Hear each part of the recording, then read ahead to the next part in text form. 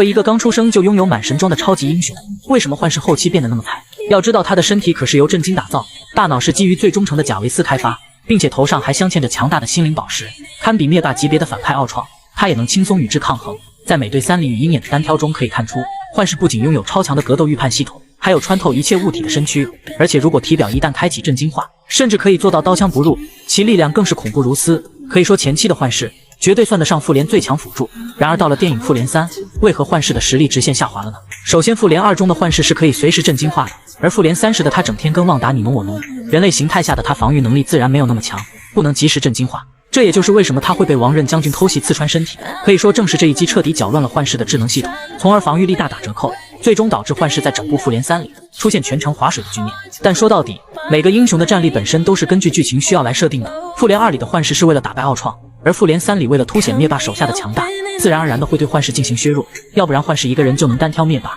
那漫威怎么能靠复联4再大赚一笔呢？